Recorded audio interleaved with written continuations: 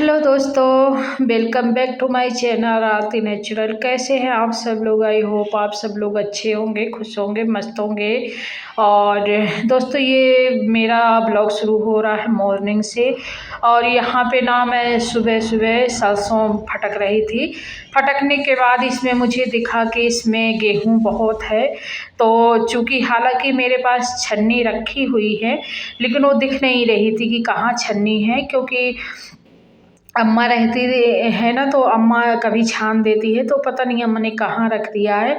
और हो सकता है टारदान में ही कहीं रखी होगी सेफ, लेकिन मुझे दिख नहीं रही थी। तो मैंने पोहा वाला जो जिससे पोहा धुलते हैं ना, वो वाला बर्तन ले लिया है और उसी से धीरे धीरे करके गेहूँ अलग कर रही हूँ और ये सरसों अलग हो रहा है। सूपे से फटक रही हूँ, सूपा है जो, उससे फटक दे रही हूँ, तो जो इसकी धूल वगैरह होती है ना, वो साफ़ हो जाती है। और इसमें जो गेहूँ है वो छन्ने से साफ़ हो जाते हैं। तो आप लोगों ने देखा कितना गेहूँ मैंने निकाल दिया है।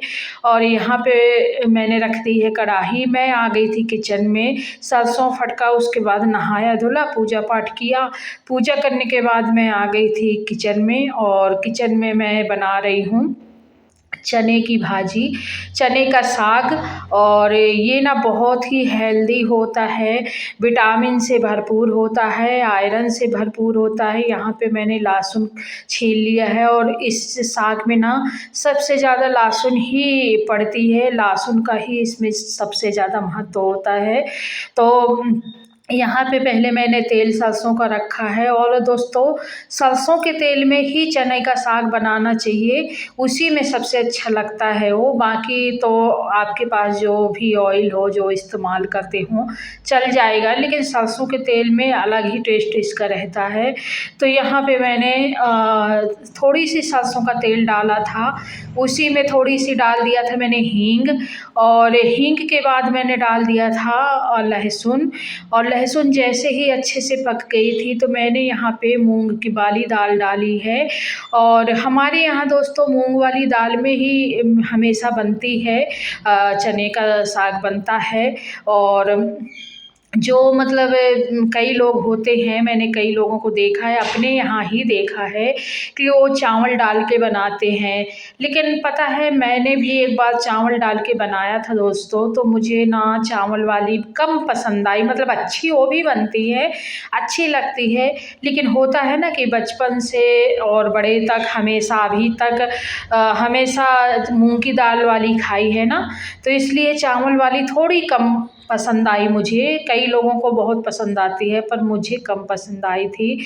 तो मैं अपने हिसाब से बनाना बता रही हूँ आपको, जैसे कि हम लोगों के यहाँ बनती है। तो यहाँ पे मैंने लिया है लहसुन, और हरी मिर्च ली है 5 से 6, और धनिया की पत्ती ली है। और बस इसको मैं ना सिलबट्टे में ही पीस लूँगी, क्योंकि इतना सा पीसने के लिए कौन मिक्सी निकाले और फिर मिक्सी को धुले, तो इतनी अटहर कौन करे। सिलबट्टा रखा था, तो उसी में मैंने 2 मिनट में पीस लिया। पीसने के बाद मैं यहाँ पे आ गई हूँ, तो आप लोग देख सकते हैं कि दाल पक चुकी है। और मैंने खुला ही पकाई है दाल, मैंने दाल को ढक के नहीं पकाया है, थाली वगैरह कुछ भी नहीं ढकी थी कढ़ाई में। और यहाँ पे मैं इतना सा आटा लूँगी, ज़्यादा आटा नहीं लेना है, तो मैं थोड़ा सा आटा लूँगी चलनी से, और जो भाजी है ना, भाजी में मिक्स कर लूँगी। क्योंकि क्या है ना कि अगर आप ज़्यादा आटा लगा देते हैं भाजी में ना, तो उसका टेस्ट थोड़ी ज़्यादा आटे वाला हो जाता है। और अगर कम आटा लगाते हैं तो उसका टेस्ट ना फीका रहता है। इसलिए हिसाब का बिल्कुल परफेक्ट आटा लगाना चाहिए इसमें, क्योंकि अगर चने का साग थोड़ी सी फीका बना तो भी अच्छा नहीं लगता, या ज़्यादा आटे वाला बना तो भी अच्छा नहीं लगता।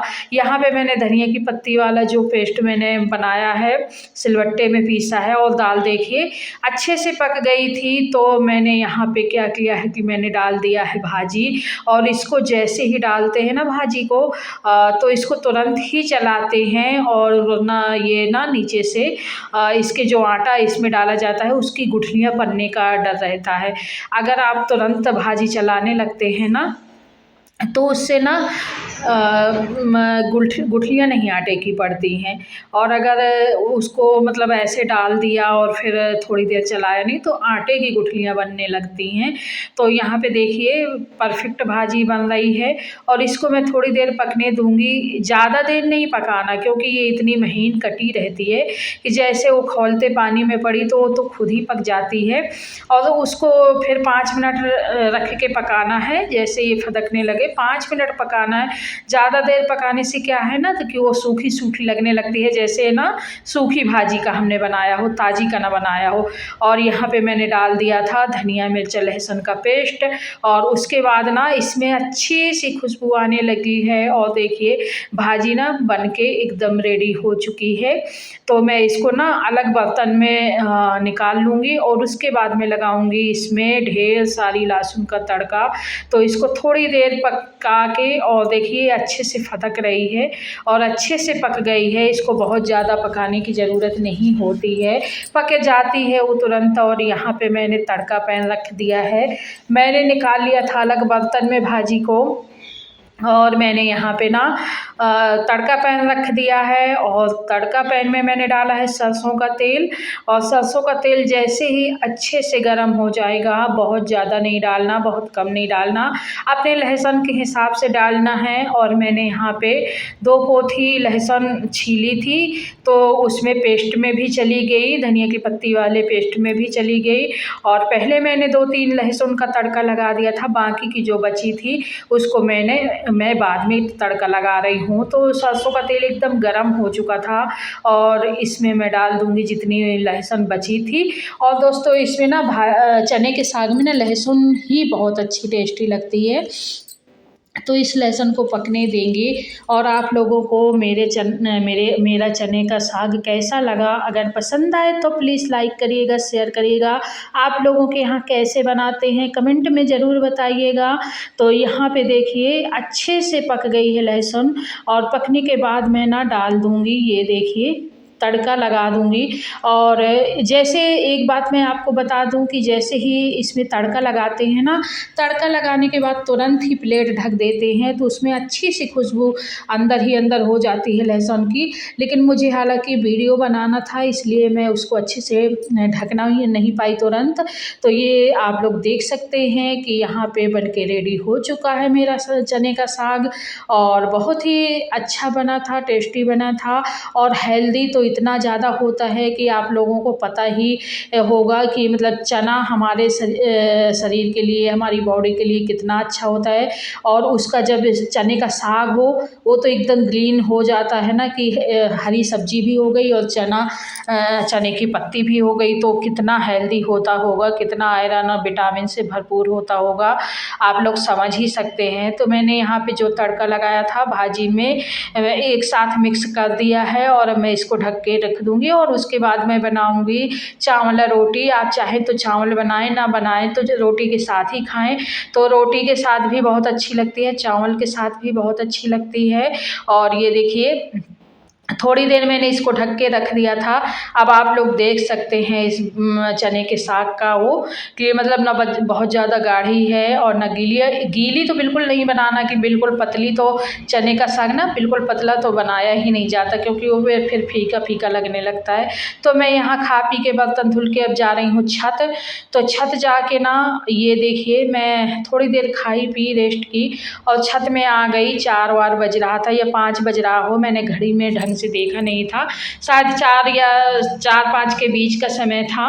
मैं यहाँ आई थी, थोड़ा सा तुलसी माता छत में लगी थी, पानी नहीं दिया था तो पानी देने चली आई और जो थोड़ी सी हंसी से ना गुड़ाई कर रही थी मैंने कहा थोड़ी उसकी मिट्टी टाइट टाइट हो गई थी तो इसकी ना थोड़ी सी गुड़ाई कर देते हैं ना पौधों की, तो थोड़ी से पानी वानी उसमें जाने लगता है अच्छे से और दिक्कत भी नहीं होती। तो इस समय ठंडी भी बहुत हो रही है और पौधों को भी ठंडी लग रही होगी क्योंकि उनकी पत्तियां थोड़ी बहुत उस तरह हो जाती हैं ना।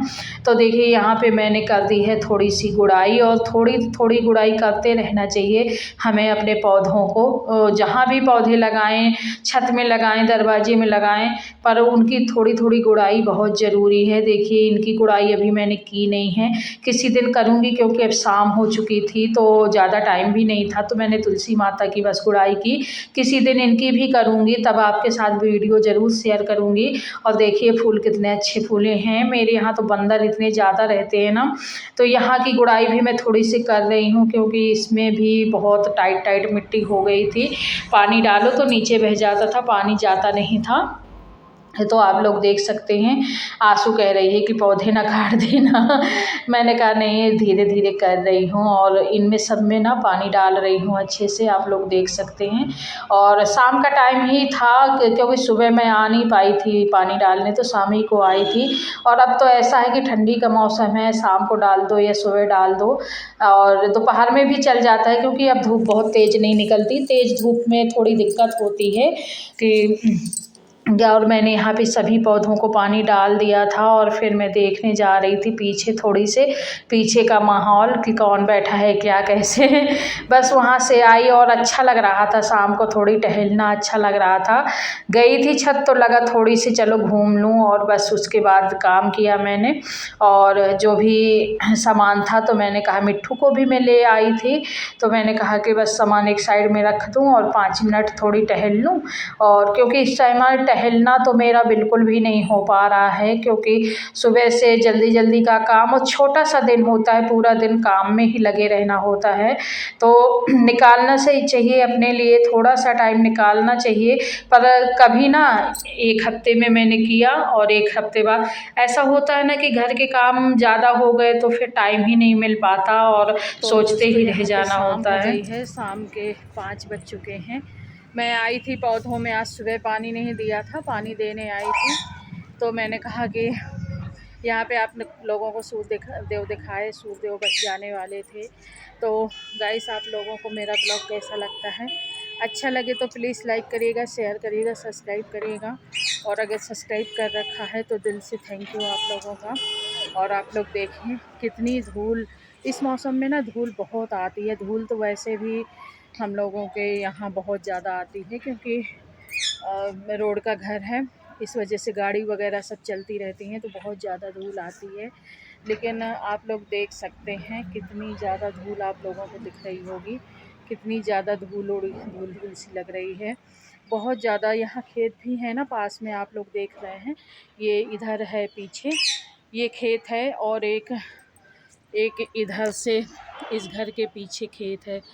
तो यहाँ खेत बहुत ज़्यादा है ना, तो खेत की वजह से, और इस टाइम जैसे धूप वूप निकली, जो धूल है वो सूखी, और सूख के फिर गाड़ियाँ निकली या हवा चली तो उड़ के छतों में आती है, नीचे भी बहुत ज़्यादा जाती है। हर दिन पोंछते रहना होता है सामान, ना पोंछो तो एकदम धूल, पोंछने के बावजूद भी सुबह आप सफाई करो, शाम को फिर हर चीज़ में धूल ही धूल नज़र आने लगती है क्योंकि बहुत ज़्यादा धूल है। तो चलिए मैं मिलती हूँ आपसे एक और नए ब्लॉग में, तब तक के लिए आपसे, ये देखिए पौधों की क्या हालत हो रखी है। पौधों में भी बहुत ज़्यादा धूल हो जाती है, तुलसी माता में, और जो भी एक दो पौधे लगे हैं मेरे यहाँ, मैं ज़्यादा पौधे नहीं लगा पाती, लगाने को सोचती हूँ लेकिन मेरे यहाँ बंदर इतने ज़्यादा हैं कि जैसे दरवाजे में भी तुलसी मैया लगी हैं और यहाँ छत में भी लगी हैं। तो दरवाजे की जो तुलसी मैया हैं छत की हैं, तो छत में तो बंदर इतना ज़्यादा नहीं आते हैं, आते हैं मतलब जैसे फूल वगैरह है तो सारे तोड़ देते हैं, यहाँ तक कि पौधे भी तोड़ के फेंक देते हैं। लेकिन जो नीचे तुलसी मैया हैं दरवाजे में, उनको तो बंदर और गाय जो होती है ना, हर दिन उस तुलसी मैया को, तुलसी के पौधे को एकदम खा जाती हैं, बहुत उसते कर जाती हैं। लेकिन अब क्या ही करें, दिन में तो गाय को भी देख लेते हैं लेकिन रात में बंदर नहीं आते, पर रात में गाय को भी तो नहीं देख सकते, कहाँ तक देखें क्योंकि सबको सोना होता है और दरवाजे में तो कोई नहीं रात भर बैठ सकता ना, उनके गाय के उसमें की गाय ना तुलसी मैया चल जाए। खैर क्या ही कहें। और छत में भी मैं ज़्यादा पौधे इसलिए नहीं लगाती कि यहाँ बंदर ना उखाड़ के फेंक देते हैं। तो ये जो थोड़ी मोड़ी पौधे लगे हैं ये नहीं, कभी कभार इनका नुकसान करते हैं, ज़्यादा नहीं करते।